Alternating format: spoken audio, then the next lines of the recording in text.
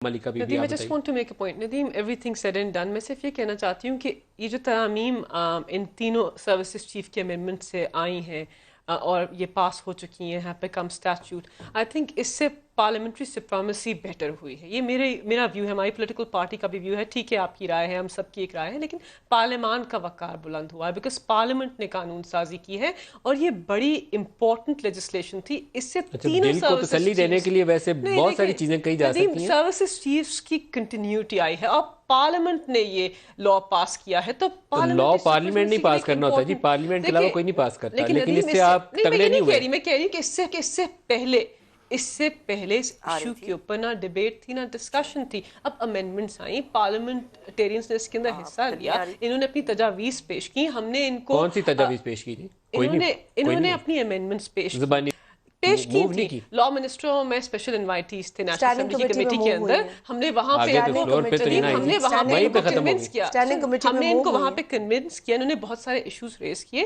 سو debate discussion ہوئی اور یہ معاملہ چل رہا تھا. ایسے جس طرح بیانیاں دیا جا رہا ہے ایسے نہیں ہوا. آپ تو جمعے کو پاس کرنے کے چکری جانے دیں, وہ تو آپ کو بیک لیش فیس کرنا پڑا, تو آپ نے 3 دن درمیان میں ڈال لیا, نہیں تو جمعے کو ٹھپے لگانے تھے دونوں ہاؤسز میں. دونوں ہاؤسز نیشنل ہاؤسز کو اسمبلی اور اسٹینڈ سینٹ میں بائی پہ کیا. ڈسکشن ہوئی.